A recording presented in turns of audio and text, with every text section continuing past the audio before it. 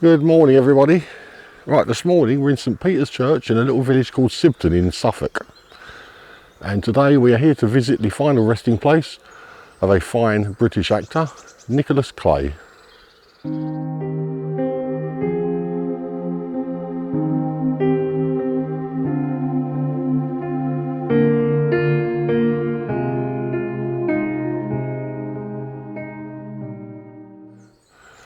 Nicholas Clay, now I hadn't really heard anything about him.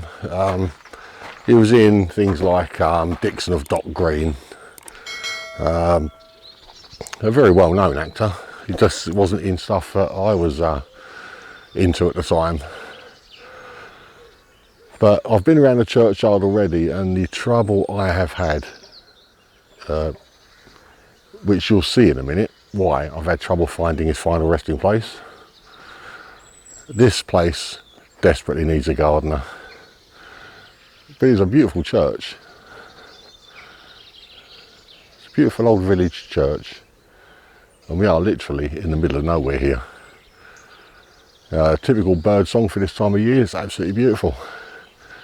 The church is nice. There are some clear windows. I can't get in here this time in the morning because it's only just getting on for 5:45 in the morning, and it's taken me an hour and 3/4 to get here. So as you can imagine, I had to get up at silly o'clock this morning to get here. But as per usual, let's have a little wander around and I'll show you the overgrown churchyard while I tell you a little bit about Nicholas Clay. Nicholas Anthony Philip Clay was born in Streatham, London on the 18th of September 1946, the son of a professional soldier in the British Army's Royal Engineers. The family settled in Kent, where Clay became interested in acting, performing at the Little Medway Theatre Club.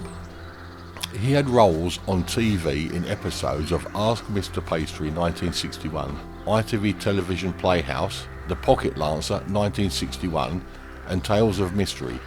He made his film debut with These Are the Damned 1962 and could be seen in Dixon of Dock Green, William Sergeant Cork and Drama 1961-67. He studied at the Royal Academy of Dramatic Art. Clay appeared in several West End theatre productions. He returned to films with The Night Digger 1971, a horror film with Patricia Neal, and was in episodes of Take Three Girls, Armchair Theatre and Love Story. Clay had the starring role of Charles Darwin in The Darwin Adventure 1972 and was in William, The Life, Works and Times of William Shakespeare, also 1972. He was cast in several of Laurence Olivier's Old Vic productions, and during the 1970s came to be regarded as one of British theatre's most promising actors. He played Hastings in Clifford Williams' world tour of She Troops to Conquer. The misanthrope led Clay to the United States, where he also played this role on Broadway in 1975. On the West End stage, Clay was Maurice in Flint, Criterion Theatre, and Trigorin in The Seagull, Cambridge Theatre. He appeared in This House of Breed 1975 with Diana Rigg and played Alan in the 1976 version of The Picture of Dorian Gray alongside Peter Firth. Clay was in Terror of Frankenstein 1977, then did Saturday, Sunday, Monday 1978 with Laurence Olivier. In 1978 he played Henry Wriothesley, 3rd Earl of Southampton, in the drama series Will Shakespeare about the life of Shakespeare. Clay had a small role in Zulu Dawn 1979 and was in Love Spell, filmed in 1979 but not released until 1981. He played Orestes in The Greeks, A Journey in Space and Time 1980. In 1980, Clay married actress Lorna Hilbron, who with their 2 daughters survived him. In 1981, he gave his most widely seen screen performance as Lancelot in the 1981 film Excalibur. He followed it playing the title role in The Search for Alexander the Great 1981. He appeared in Just Jakin's film version of D.H. Lawrence's Lady Chatterley's Lover in 1981, playing Mellows, and in Agatha Christie's Evil Under the Sun 1982, the latter reuniting him with Diana Rigg, his co-star in The Misanthrope. Director of Evil Guy, Hamilton, said, "I was looking for someone like Stuart Granger or Michael Rennie. Handsome, dashing, physical, romantic. Nick has it all, a fine sense of timing, the right looks and a good physique." For TV, Clay was in Agatha Christie's Hour 1982 in an adaptation of In a Glass Darkly, then Russian Night 1941. That was in 1983. The Hound of the Baskervilles, also 1983, and The Last Days of Pompeii in 1984. Clay continued working regularly on stage and appeared in a number of made-for-television films and miniseries. In 1984, he played Mike Preston in the Hammer House of Mystery and Suspense episode Child's Play. He did Das Matrium des Heiligen Sebastian 1984 in Germany and The Corsican Brothers in 1985 for TV. Clay was Dr. Percy Trevelyan in an episode, or Trevelyan should I say, Percy Trevelyan in an episode of The Adventures of Sherlock Holmes entitled The Resident Patient. Clay had support parts in Sleeping Beauty 1987, Lionheart also 1987, and Poor Little Rich Girl, the Barbara Hutton story in 1987. He also appeared in the UK ITV series Gentlemen and Players in 1988-89. In 1992 he appeared with Kim Thompson in BBC TV series Virtual Murder. Later appearances included The New Adventures of Robin Hood, Zorro, Kavanagh QC, Shine on Harvey Moon, The Odyssey, Shanghai 1937, Bugs, Highlander, Psychos, and playing Lord Leo in the 1998 TV miniseries Merlin, starring Sam Neill. His final screen appearance was in Roger Ashton Griffith's short film And Beyond. Later theatre work included Design for Living 1995.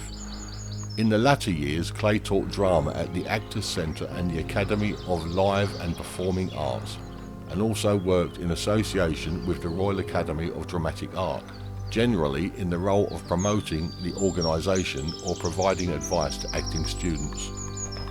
Sadly, Clay passed away in London on the 25th of May 2000 at the age of 53 from liver cancer. He was interred in the graveyard of St Peter's Church, Sibton in Suffolk, which is where we are today. Well, there's the story of Mr. Clay. He was in a lot of stuff. Nothing, unfortunately, I really watched.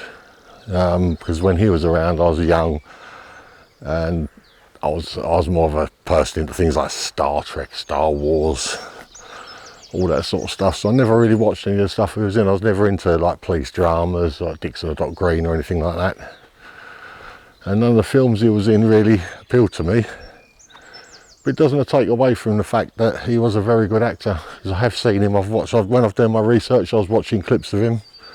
Very good actor. But right now I've got to try and relocate in amongst all this undergrowth, his headstone. Because as I say, it's only it's a very small churchyard, but it did take me a while to find his headstone. I had to wade through some long grass to find it. Now, I'm not even sure if this church is still being used, because I had a look inside and it looks like it's in the middle of some kind of works or something. But right, his headstone is just over here. So let's go and have a look at it together.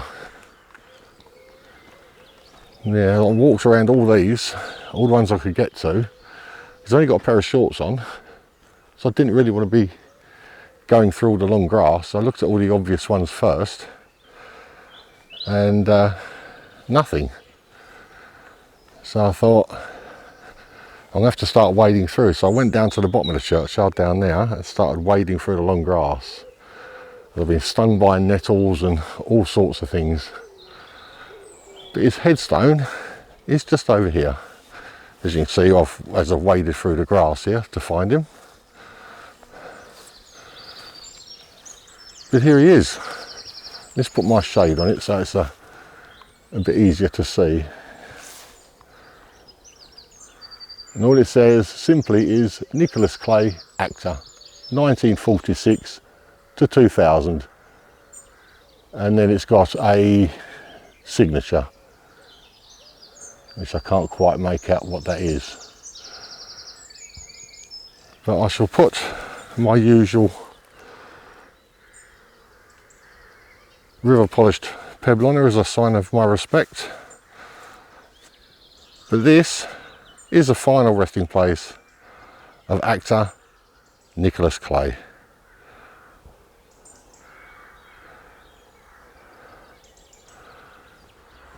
Well, that is the final resting place of actor Nicholas Clay in Sibton in Suffolk.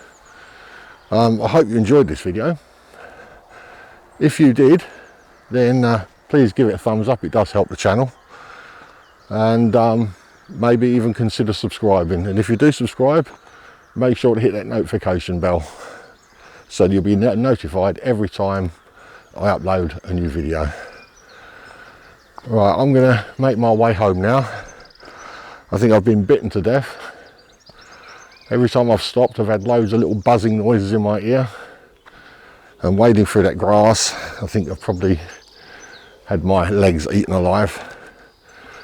But anyway, that is it from Sibton in Suffolk. I'll see you again on the next one, wherever I am. So until then, bye bye for now.